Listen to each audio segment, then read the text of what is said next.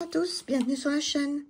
Alors aujourd'hui, je voulais vous faire le tirage des énergies de la semaine. J'ai la semaine du 3 novembre. J'ai choisi pour ceux qui ne le connaissent pas, le Witch's Cap Tarot, donc qui est un petit jeu très sympa. Enfin, moi, je l'aime beaucoup. Il est paru chez Watkins, je ne connais pas la maison d'édition. Il est en anglais, mais c'est un anglais assez facile.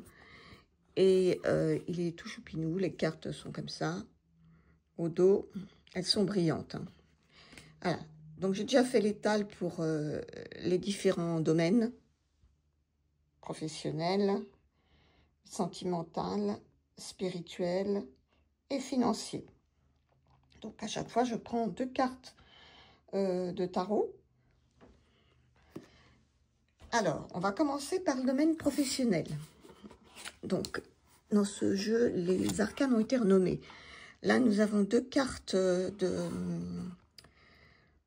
deux arcanes majeures. On a le Zencat et le Nine Lives, c'est-à-dire la tempérance et la carte de la mort. Voilà, les 9 vies et le chat Zen.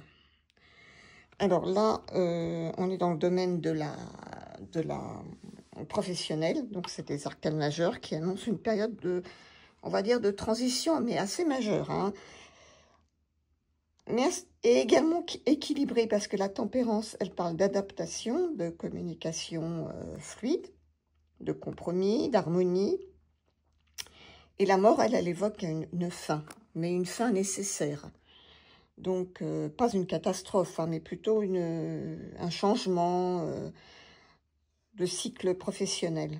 Donc, ensemble, elles vont indiquer que cette semaine pourrait être peut-être va marquer la fin d'une phase, d'un fonctionnement un petit peu révolu, ancien, peut-être un projet, une collaboration, une manière de travailler pour laisser place à quelque chose de plus aligné, plus juste, on va dire.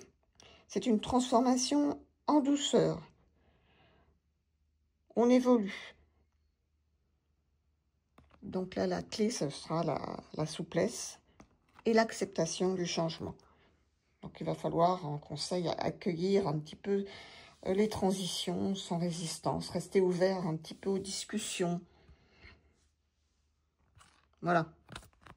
C'est ce que je vois dans le domaine professionnel. Après, on passe au domaine sentimental. Et là, nous avons le 4 de coupe, puisque c'est renommé. C'est le 4 de coupe.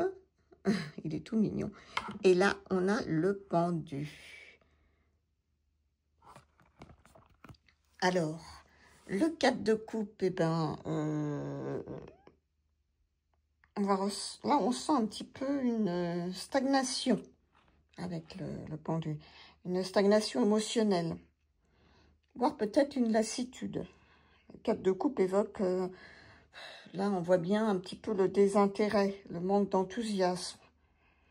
Peut-être une période de repli. Alors lui, avec le pendu, bah, ça confirme donc cette période de pause, de réflexion, d'attente, où rien ne bouge vraiment. Mais ça peut évoluer quand même. Ensemble, ces cartes elles vont parler peut-être d'un détachement nécessaire, peut-être d'un temps d'introspection, avant de pouvoir rouvrir votre cœur ou de relancer une forme de dynamique relationnelle. En tout cas, ce n'est pas une période d'action. C'est une période d'observation, de compréhension de vos besoins affectifs. Il ne faut rien forcer, il faut prendre le temps pour comprendre ce qui nous nourrit vraiment. Voilà, peut-être que ce calme va libérer, va vous libérer émotionnellement. Dans le domaine spirituel, nous avons le valet de bâton et le 3 de denier. Alors, voyons voir. Donc là, j'ai dit spirituel. Le valet de bâton symbolise un petit peu la curiosité, l'élan créatif, une forme de découverte spirituelle. Et le 3 de denier, il va ajouter une notion de collaboration, hein, d'apprentissage concret, d'ancrage. Donc ensemble, on va dire que vous entrez peut-être dans une phase de pardon, d'expérimentation spirituelle. Vous pourrez apprendre, vous initier ou partager avec d'autres personnes. Donc, je dirais que c'est une belle fusion entre inspiration et pratique. Donc, il va falloir explorer sans vous juger. Rester, tester de nouvelles voies ou énergétiques, créatives, méditatives, enfin bref, tout ce qui concerne un petit peu le domaine spirituel. Et faire confiance encore à votre intuition. Voilà. Dans le domaine financier, nous avons le 5 de coupe et la carte des amoureux. Alors, le 5 de coupe, ça parle de regrets, de pertes, voire de déception.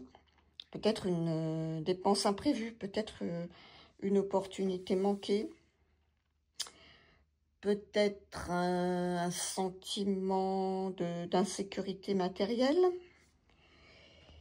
Mais avec les amoureux, ça introduit ici une décision importante à faire. C'est la carte du choix, de la conscience et du libre arbitre. Donc, ensemble, les deux cartes montrent que vous pourriez être tenté de vous concentrer sur ce qui ne va pas, alors qu'il y a d'autres options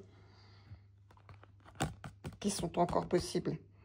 Il va peut-être faire un choix financier, conscient, réévaluer peut-être vos priorités, votre relation avec l'argent. Donc, il ne va pas falloir vous laisser guider par la peur ou la nostalgie, mais il va falloir prendre une décision.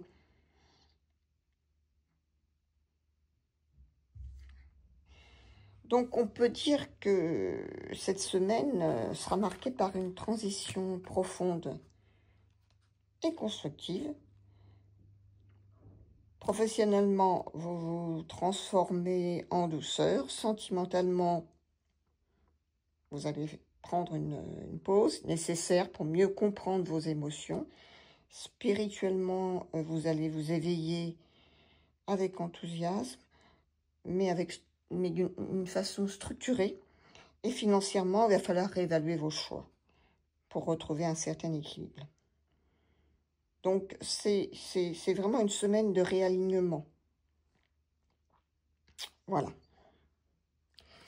Et pour finir, ce petit tirage de la semaine générale, je vais prendre le petit oracle des messagers du tarot. On va tirer une petite carte. Donc, ce sera la tempérance. Et bien, vous voyez, la tempérance qui est sortie. Est-ce qu'elle est tout. Je ne sais plus où on l'a sorti, mais on l'a sorti. Voilà. Eh bien, la tempérance nous dit, la tempérance t'harmonise. Je t'inspire l'équilibre et la modération. Mélange les opposés avec sagesse pour créer l'harmonie. La patience et la tempérance sont les artisans de la paix intérieure et extérieure. Trouve le juste milieu en toutes choses, car c'est là que réside la véritable alchimie de la vie. Ne précipite rien. Ben c'est voilà, un beau message qui s'accorde bien avec le tirage de cette semaine. Voilà, dites-moi si ça vous parle, si ça vous a plu. Je vous souhaite une excellente semaine et surtout prenez bien soin de vous. Au revoir, à la prochaine.